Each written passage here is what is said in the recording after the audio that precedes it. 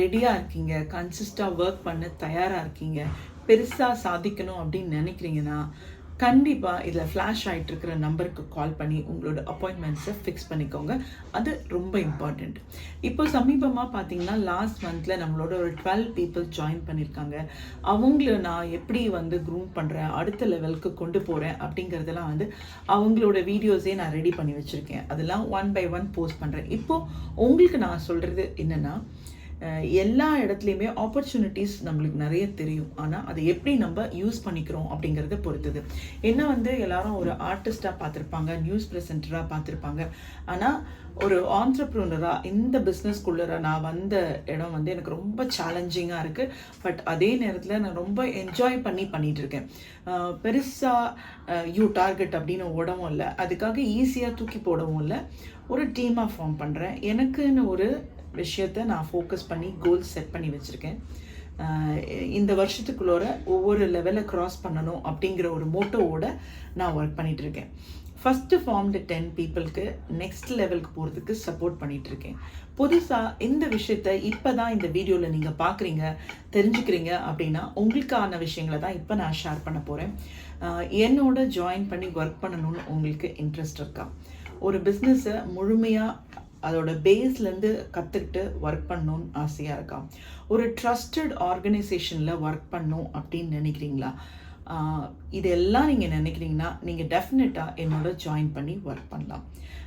ஒரு ஒர்க் பண்ணுறோம் அப்படின்னு வரும்போது அதனால் நம்மளுக்கு என்ன கிடைக்கும் அப்படின்னு ஒரு யோசிப்போம் இல்லைங்களா?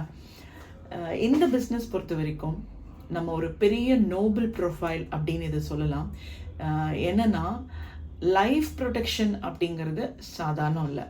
எவ்வளோ தூரம் ஒரு டாக்டர்ஸோட சர்வீஸ் ஃபீல்டுன்னு சொல்லுவாங்க தெரியுமா? டாக்டர் அப்படிங்கிறது ரொம்ப முக்கியம். ஏன்னா உயிரை காப்பாற்றுறாங்கன்னு. இதுக்கு அடுத்த ஸ்டேஜில் தான் நம்ம இருக்கோம். ஏன்னா உயிர்ன்ற ஒன்று ஒரு குடும்பத்துக்கு எவ்வளோ முக்கியம். அந்த இழப்பு நம்மளுக்கு கஷ்டமானது தான், அதுலேருந்து மீண்டு வர முடியாது. But life has to go on.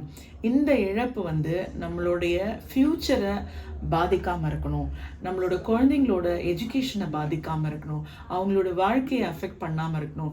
நம்மளோட வாழ்வாதாரம் என்னவோ அதை நம்ம இப்போ இருக்கிற அதே ஸ்டைலில் கண்டினியூ பண்ணணும்னு நினைக்கிறோமா? அதுக்கு ஒரு உதவியாக இருக்கணுமா அப்படின்னு நினச்சா இந்த லைஃப் அப்படிங்கிறத தாண்டி அந்த லைஃப்க்கு அப்புறம் இருக்கிற வாழ்க்கையை ரொம்ப வளமாக வச்சுக்கிறதுக்கான ஒரு பெரிய விஷயம் லைஃப் இன்சூரன்ஸ் பண்ணுது. ஸோ நீங்கள் அந்த ப்ரொஃபைலுக்குள்ளே வரும்போது நம்ம தைரியமாக மனசார சொல்லிக்கலாம், நான் பண்ணிகிட்ருக்கிற ப்ரொஃபஷன் வெரி நோபல் அப்படின்னு சொல்லி மனசுக்கு ஒரு திருப்தியை கொடுக்கும்.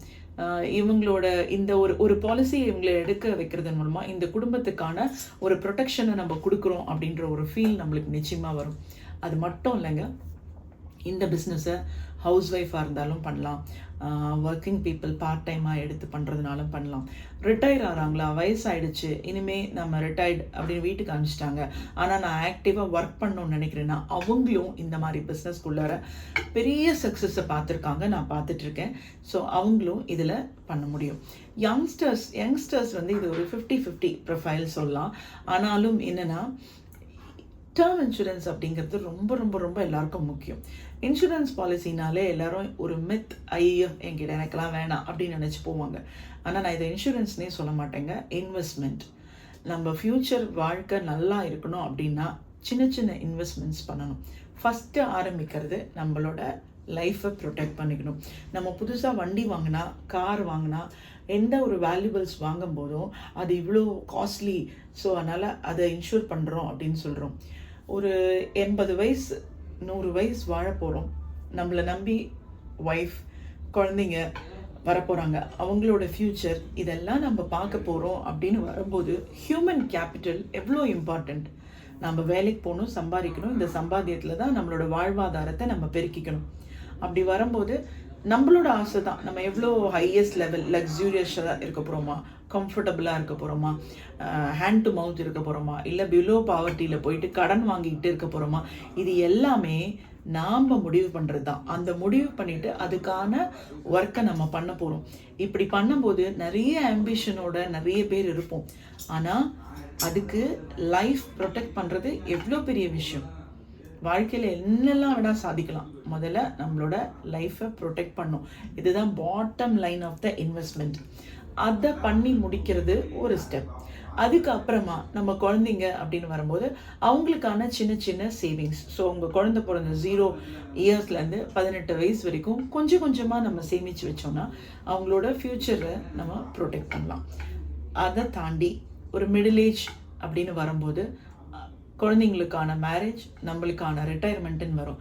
ஸோ ஒரு 40ல் இருக்கிறவங்க 60க்கு அப்புறமான ஒரு லைஃப்பில் நாம் இப்போ இருக்கிற மாதிரியே நம்ம வந்து ஏர்னிங்ஸ் வேணும், நான் சும்மா இருந்தாலும் எனக்கு அப்படி பணம் வரணும்னு நினச்சா அவங்க 40 வயசுலேருந்து அதுக்கான ஒரு பிளானிங்கை பண்ண முடியும். இப்படி எல்லாம் பண்ணால் நம்ம எவ்வளோ நாள் வாழ்கிறோமோ நம்மளோட குவாலிட்டி ஆஃப் லிவிங் கொஞ்சம் கூட மாறாமல் நம்மளுக்கு அப்படியே இருக்கும். இதுக்கெல்லாம் நான் நிறைய சொத்து சேர்த்து வச்சுருக்கேன் இப்படின்னு சொல்லலாம். இன்வெஸ்ட்மெண்ட்ஸ் அசெட்ஸ்ன்னு வர்றது பல விதங்கள். வீடு இல்லாதவங்க ஃபஸ்ட்டு வீடு வாங்கலாம். அதை தாண்டி எனக்கு இன்னும் காசு இருக்கும்போது ஒரு ஃபார்ம் ஹவுஸ், இன்னும் அதுக்கு நெக்ஸ்ட் ஸ்டெப் அப்படின்னு போகலாம். கோல்டு அப்படிங்கிறது ஒரு இன்வெஸ்ட்மெண்ட். இப்படி நம்ம பாண்ட்ஸ், இந்த மாதிரிலாம் இன்வெஸ்ட்மெண்ட்ஸ், இப்படி எல்லாத்துக்கும் இன்வெஸ்ட்மெண்ட் பண்ணலாம். ஆனால் இப்போ நாங்கள் சொல்கிற ஒரு விஷயத்தின் மூலமாக நம்மளோட ஃப்யூச்சரை ப்ரொடெக்டும் பண்ண முடியும். எந்த மாதிரியான ஒரு இன்கம் நமக்கு வேணுமோ அதை வந்து டெய்லர்மேடாக கஸ்டமைஸ்டாக நம்மளால் பண்ணிக்க முடியும். இது கேரண்டீட் இன்கம்.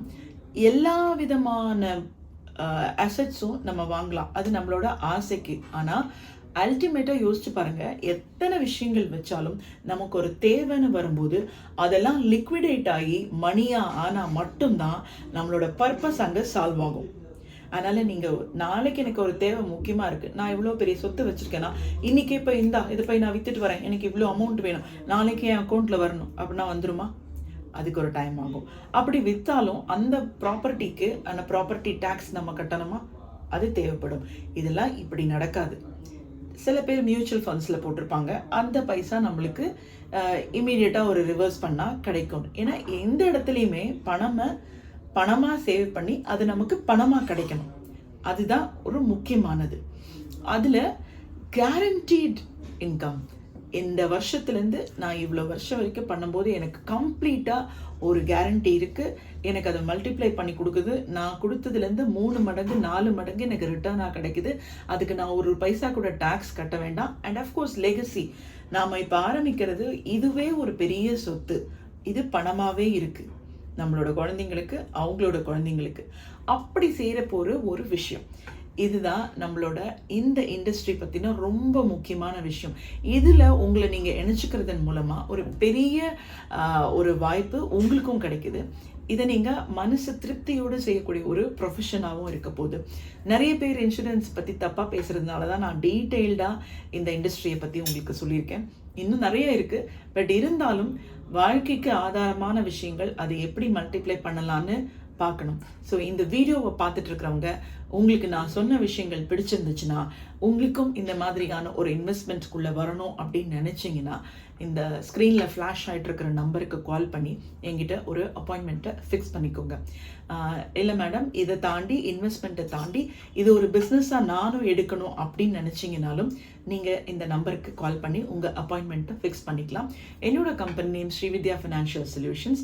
நான் உங்களுக்கு உங்களுடைய ஃபோக்கஸ் என்ன, உங்களுடைய விஷ் என்ன, நீங்கள் எந்த அளவுக்கு போகணும்னு நினைக்கிறீங்களோ அது வரைக்கும் உங்கள் கூடவே இருந்து சப்போர்ட் பண்ணி உங்களோட ட்ரீம்ஸ் எல்லாம் நினைவாக்குறதுக்கு நான் ரெடியாக காத்துட்ருக்கேன்.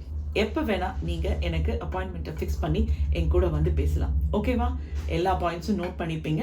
இமீடியட்டாக உங்களோட அப்பாயின்மெண்ட்ஸை ஃபிக்ஸ் பண்ணிக்கோங்க. ஓகே, பாய், நன்றி.